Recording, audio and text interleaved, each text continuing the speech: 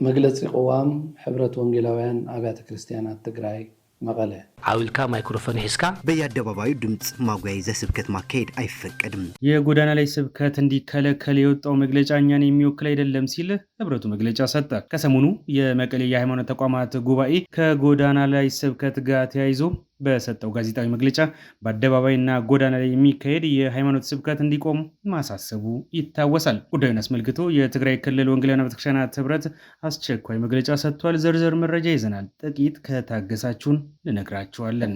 ምርጫችሁን የክርስቲያን ዜና ስላደረጋችሁ እያመሰገንን መልካም ቆይታ እንዲሆን በመመኘት ቀዳሚ አድርገን ወደ ምን ነግራችሁ መረጃ እናልፋለን።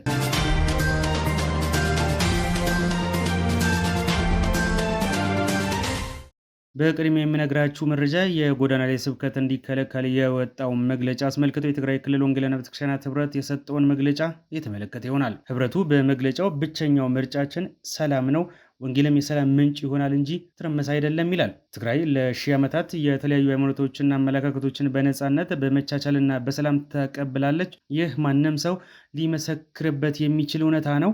ይህ በእንዲህ እንዳለ በቅርቡ በሚዲያዎች የተሰራጩትን የህዝባችንን ሰፊና አስተዋይ ልብ ችላ የሚሉ የህዝባችን አንድነትና ሰላም የሚያናጉ ሀሳቦችን ለማረም ያለንን ፍላጎት መግለጽ እንወዳለን ይላል። የመናገርና የአመለካከት የእምነት ነፃነት መብት የትግራይ ህዝብ በፌዴራልና በክልል ህገ መንግስቶች ውስጥ ያስቀመጠው ተፈጥሯዊ መብት ነው። ወንጌልን መስበክ ሰላምን መስበክ ነው። ወንጌልን መስበክ ሰዎች ከአመፅና ከወንጀል እንዲርቁ የሚያበረታታ የሰላምና የፍቅር መሰረት ነው፣ ለአመፅ ምክንያት አይደለም። በቅርቡ በመቀሌ የሃይማኖት ተቋማት ጥምረት ስም በሚዲያ የተሰጡ አስተያየቶችን ከተመለከትን በኋላ የሚከተሉትን አስተያየቶች ማስተካከል እንፈልጋለን። አንዳንዶቹ ደግሞ እኛን የማይወክሉን ውሳኔዎች ናቸው። አንደኛ፣ ዛሬም ሆነ ነገ ለሰላም፣ ለእኩልነት፣ ለስምምነትና ለአንድነት ቅድሚያ እንስጥ። ሆኖም ግን በሃይማኖት መሪዎች በኩል በመገናኛ ብዙሃን የቀረበው ነገር መሬት ላይ ያልተፈጠረ ስጋት ሆኖ የቀረበ ህገ መንግስታዊና ተፈጥሯዊ የሆነውን የመናገር መብትን የሚገድብ በመሆኑ አቋማችን አይደለም። ሁለተኛ፣ በሌሎች የሃይማኖት መሪዎች እና በፓስተር አድሃኖም የቀረበው የእርቅና የሰላም የአንድነት እንዲሁም ለሌሎች ተዛማጅ ሀሳቦች ዝርዝር ተቀባይነት ያላቸው ቢሆኑም የህዝብ የወንጌል ስርጭት ሀሳቦች ለሰብአዊ መብት ግፊት ነው። የማይኖር ምናባዊ ጠላትን መግለጽ ተቀባይነት የሌለው ሚዛናዊ ያልሆነና የማይወክል መሆኑን እንገልጻለን። በአጠቃላይ ሀሳቡ ላይ በመመስረት አንደኛ፣ በሃይማኖት ሰላም፣ አንድነትና ስምምነትን እንደግፋለን፣ እናምናለን። ሁለተኛ፣ የማንኛውም ግለሰብና ቡድንን ይሁን ህዝብ መብቶች እና ክብር የሚጥሱ እንቅስቃሴዎችን እናወግዛለን። ሶስተኛ፣ የሃይማኖቶች እኩልነትና ነፃነት የሰው ልጆች ሁሉ እናከብራለን፣ እንደግፋለን። አራተኛ፣ ህገ መንግስታዊና ሰብአዊ መብቶች አክብሮትን እንደግፋለን። ስለዚህ ከላይ የተጠቀሱት አራት ድንጋጌዎችን የሚጥስ ማንኛውም አይነት እንቅስቃሴ ተቀባይነት የለውም ይላል መግለጫው። የህብረቱ መግለጫ በአጠቃላይ ሰላምን የሚያደፈርሱ ነገሮችን ተቃውሞ፣ ወንጌል ስብከት ግን ሰላምን መስበክ በመሆኑ ለሰላም እንቅፋት የሚሆኑ ተግባራት አድርጎ ማስቀመጥና ክልከላ እንዲጣል መጠየቁን ህብረቱ በመግለጫው አውግዟል። ስለዚህ ወንጌል ንኩሉ እዩ፣ ወንጌል ከዓ ኣብ ኩሉ እዩ፣ ናብ ኩሉ ዓለም እውን ንኩሉ ሰብ እውን እዩ። ስለዚህ እዚ ሓደ በቲ መለኮታዊ ስርዓት ዝተዋሃበ ትእዛዝ እዩ። ዝኾነ ይኹን ኣካል ፈቐደ ይፈቐደ ንእምነት ከልካ ትገብሮ እዩ። ካልኣይ፣ ኣብ ሕገ መንግስትና አንቀጽ 27 ናይ ምዝራብ መሰል፣ ሓሳብካ ናይ ምግላፅ መሰል፣ ሃይማኖትካ ናይ ምስፍሕፋሕ መሰል፣ ብሓፈሻ ናይ ምዝራብን ሓሳብካ ናይ ምግላፅን መሰል ብቃልሲ ህዝቢ ትግራይ ኣብ ሕገ መንግስቲ ዝተቐመጠ እዩ፣ መሰል እዩ። ኣነ ናይ ምዝራብ መሰል ኣለኒ፣ ናይ ምምንጫቅ መሰል የብለይ። ኣነ ሓሳበይ ናይ ምግላፅ መሰል ኣለኒ፣ ትሰብ ከዓ ናይ ዘይምስማዕ መሰል ኣለዎ። ስለዚ ኣብዚ ወፂኡ ዘሎ ኣይትዛረቡ መሰልኩም ኣይትጠቀሙ ዝብል እዩ። ብዝኾነ መግለፂ ከዓ ሕገ መንግስተይ ይቕየር፣ እቲ ሕገ መንግስቲ ክቕየር ተሊኻ ትገብሮ እምበር ነቲ ሕገ መንግስታውን ተፈጥራውን መሰል ዝግድብ ነገር ብመግለፂ ክወፅእ እዩ።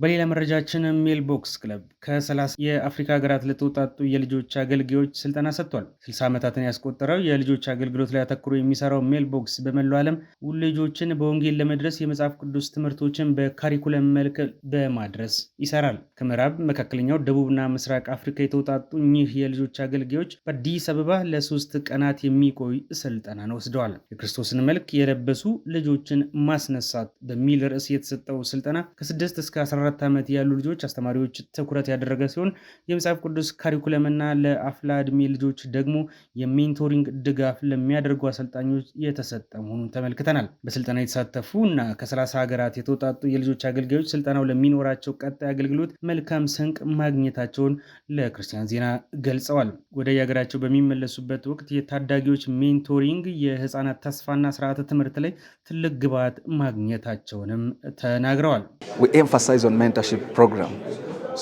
የአፍሪካ ህዝብ ምን ያክል እያደገ እንደሆነ እንረዳለን። ስለዚህ ሜንተርሺፕ ላይ ልዩ ትኩረት አድርገን እንድንሰራ ተረድተናል።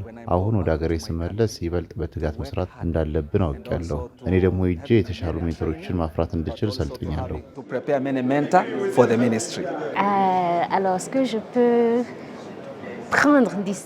ከዚህ ስልጠና በኋላ ቀጣይ እርምጃ መጀመር እንዳለብኝ ተረድቻለሁ። ቀጣዩ ያው ወጣት መሪዎችን ለመሪነት ማዘጋጀት ላይ ማተኮር ነው። እነርሱ ደግሞ ሄደው ቀጣይ ኢየሱስ ክርስቶስን ወንጌል የሚሰብኩ ሚሽነሪዎችን ደግሞ ያዘጋጃሉ። ጊዜው የአፍሪካ ነው ብለን እናምናለን። ዓለም ሁሉ አይኗን ወደ አፍሪካ አዙራለች ብለን እናምናለን። እዛም ደግሞ ያንን የሚመጥን ትውልድ ማስነሳት ነው። በጣም በተነሳሳ ልብ ነው ሄደው መስራት የሚችሉትን አብረን ነው እዚሁ ነው እያደርን እየተጫወትን ያለ ነው። ሄደው ስለሚሰሩት ነገር ስንሰማ ሀገራቸው ላይ ምን እያደረጉ እንደሆነ ሀገራቸው ላይ ያሉ ታዳጊዎች ልጆች በምን ሁኔታ ውስጥ እንዳሉ ስታደርግ በጣም በፍጥነት በአስቸኳይነቱ ወደር በሌለው መልኩ ማለት ነው ለነገ የማይባል ስራ እንደሆነ ሁሉም ተረድተው በከፍተኛ መነሳሳት ነው ስልጠናውንም እየወሰዱ ያሉት። ከደቡብ አፍሪካ ኬፕ ታውን አዲስ አበባ የተገኙት አሰልጣኞች በዋናነት አገልጋዮቹ በአገልግሎት ምን እያደረኩኝ ነው የሚል ጥያቄ ውስጣቸው እንዲጭርና ራሳቸውን የሚገመግሙበት ወቅት ነው በማለት አስተያየታቸውን ለክርስቲያን ዜና አጋርተዋል። ይህ የመላው አፍሪካ መሪዎች ስልጠና ሁሉን ማገናኘት አንዱ ዓላማ ነው። ይገናኛሉ፣ ይወያያሉ፣ እቅድ ያወጣሉ። የቀጣይ 2 እና 3 ዓመታትን ስራንም በአንድ ልብ ለመስራት ተስማምተው ወደ ስራ ይሰማራሉ። ዋናው ዓላማችን የምንሰራውን ለምን እንሰራለን የሚለውን መጠየቅና መመለስ ነው። መጽሐፍ ቅዱስ እናስተምራለን፣ ሜንቶርሺፕ እንሰጣለን። ግን ዋናው ጥያቄያችን ጠዋት ለምንድን ነው ከእንቅልፋችን የምንነሳው መሆን አለበት። በዚህ ስልጠና የሀገራት ተወካዮች ይህንን ጥያቄ ለራሳቸው እንዲመልሱ እናደርጋለን። ከዚህ በተጨማሪ ተግባራዊ ስልጠናና ስራዎችን መስራት የሚያስችሏቸውንም ነገሮች እናስታጥቃለን። ወጣቶችና ልጆችን ማስተማር ብቻ ሳይሆን ሜንቶር ማድረግ እንዲችሉም እናስተምራቸዋለን። ከክርስቲያን ዜና ጋር ቆይታ ያደረጉት የሜልቦክስ ክለብ ዋና ዳይሬክተር ጆን ማርክ ሰልጣኞች ያገኙትን መነቃቃት፣ ልምድ ልውውጥ፣ ትምህርት ይዘው ሄደው የበለጠ ለውጥ ማምጣት እንዲችሉ ይጠበቅባቸዋልም ብለዋል።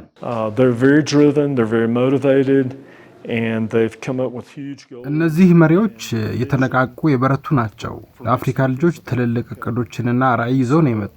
ከዚህ ስልጠና በኋላ ይበልጥ ተነቃቅተው በርትተው ስላይድ አፕ ቱ ሎክ ሪኮርዲንግ አሻሽለው እንደሚሄዱ ባለሙሉ ተስፋ ነኝ። በአገልግሎት ላይ 60 የስራ ዓመታትን አሳልፈናል። ሌላው እነዚህ መሪዎች እዚህ ጠርተን እንዲወያዩ፣ እንዲነቃቁ፣ እንዲበረታቱና ሀሳብ እንዲለዋወጡ ነው። It's just a brainstorm, encourage one another, share ideas, just a think tank. ሜልቦክስ ባለፉት ዓመታት ብቻ ከ5.6 ሚሊዮን በላይ ልጆችን በወንጌል መድረስ መቻሉን የሰማን ሲሆን ከ14 ዓመት በላይ የሆኑ ታዳጊዎች ከ80 ሺህ በላይ ለሚበልጡ ታናናሾቻቸው ስለ ጌታ ኢየሱስ ክርስቶስ ፍቅር ትምህርት መስጠት ችለዋል። በሜልቦክስ ክለብ ከ60 ዓመት በፊት ለልጆች እግዚአብሔር ይወዳቸዋል የሚል ደብዳቤ በመላክ የተጀመረ ሲሆን ዛሬ ላይ ለልጆች ተስፋ አለ፣ እግዚአብሔር ይወዳቸዋል የሚል መልእክት ያዘለ የወንጌል ስራን ይሰራል። የክርስቲያን ዜና በስፍራው ተገኝተን ዝርዝሩን አቀረብንላችሁ።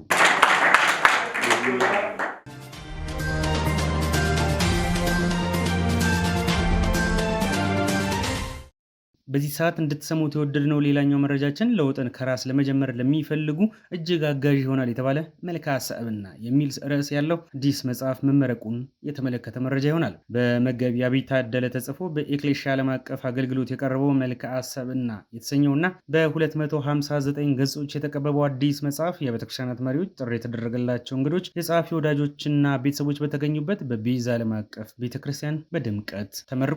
በመድረኩ ንግግር ያደረጉት የኢትዮጵያ ወንጌል አማኞች ቤተክርስቲያናት ካውንስል ምክትል ፕሬዝዳንትና የቤዛ ዓለም አቀፍ ቤተክርስቲያን መሪ የሆኑት ዶክተር ቤተ መንግስቱ መጽሐፉን ሲገልጹት መቀባበልን የሚሰብክ ያሉት ሲሆን እግዚአብሔርን የሚያከብሩ እንዲሆንም ምኞታቸውን ገልጸዋል። መጽሐፉ ለብዙ ችግር መነሻ ያልተገራ ስሜት መሆኑን አንስተው አሁን ላሉ ለብዙ ወጣቶች አስተማሪ መሆኑን ያነሱት ደግሞ መጽሐፉን ከመንፈሳዊና ከሴኩላር አንጻር የገመገቡት ዶክተር ሹመቴ ግዛው ናቸው። ለአማኞች፣ ለአመራሮች፣ ለወጣቶችና ለውጥን ከራስ ለመጀመር ለሚፈልጉ በሙሉ እጅግ አጋዥ መጽሐፍ ነው ያሉት ደግሞ መጽሐፉን ከስነ መለኮት እይታ አንጻር የገመገሙት መጋቢ መርአዊ ንጉሴ ናቸው። የመጽሐፉ አዘጋጅ መጋቢ አብይ ታደለ በበኩላቸው መጽሐፉ ከመጽሐፍ ቅዱሳዊ አመራር መርሆች ጋር ተያይዞ የተዘጋጀ መሆኑን የገለጹ ሲሆን መሪነት ከመስራት በፊት መሆን እንደሚቀድምም ተናግረዋል። መልክዓ ሰብዕና የተሰኘው መጽሐፍ በዋናነት ትኩረት የሚያደርገው በለውጥ ላይ ያተኮረ መጽሐፍ ነው። ለመሪዎች ብቻ ሳይሆን ከክርስትና ብርሃንና ጨው የመሆን ህይወት ስለሆነ ለመሪዎች በተለምዶ ለምንላቸው ሰዎች ብቻ ሳይሆን ለየትኛውም የወንጌላውያን አማኝ የሚሆን መጽሐፍ ነው። የወንጌላውያን አማኞች እንኳን ባይሆኑ በህይወት ክህሎት ውስጥ ሊያዳብሯቸው የሚችሉ ሀሳቦች ተካተውበታል። ይሁን እንጂ በወንጌላውያን አማኞች ውስጥ ያሉ ማንኛቸውም ሰዎች ግን ከውስጥ ለውጥ ጀምረው ራሳቸውን በመለወጥ ሌሎችን መለወጥ ወደሚችሉባቸው ሂደት እንዲሄዱ የሚያስችል ነገሮችን ማድረግ ወይም ደግሞ ከመሪዎች ብዙ የሚጠበቀው ማድረግ ነው። ማድረግ ግን ብቻ ሳይሆን መሆንን የሚጠይቅ እና በመሆን ለውጥ ወይም ተጽዕኖ ማምጣት እንድንችል የሚያነሳሳ መጽሐፍ ነው ማለት ነው። አዲሱ መጽሐፍ በአራት ዋና ዋና ክፍሎች ተከፋፍሎ በ11 ምዕራፎች የተዋቀረም ሲሆን 259 ገጾችን ይዟል። በምርቃት ስነስርዓቱ ራዕይን ወደ ተጽዕኖ መቀየር፣ ስብዕናን ለትውልድ ማትረፊያ ማድረግ በሚል ርዕስ የፓናል ውይይት የተካሄደ ሲሆን የቀድሞ የኢትዮጵያ ወንጌላውያን ቤተክርስቲያናት ህብረት ፕሬዝዳንት ፓስተር ጻዲቁ አብዶን ጨምሮ የተለያዩ መሪዎች በመጸለይ መጽሐፉን በይፋ መርቀውታል። መጋቢ አብይ ከዚህ ቀደም ማዕከላዊ አስተሳሰብ የተሰኘ መጽሐፍ ለአንባቢያን ማቅረባቸው የሚታወስ ሲሆን ቁጥር 2 መጽሐፉን በቅርቡ እንደሚያቀርቡ በመድረኩ ተገልጿል። ምርጫችሁ ሆነን አብራችሁን እስከ መጨረሻ የቆያችሁ በሙሉ መኖራችሁን እንድናረጋግጥ አጭር ኮመንት እንድታስቀምጡ እየጠየቅን የዛሬውን መረጃ በዚህ ቋጫን። ሰላም።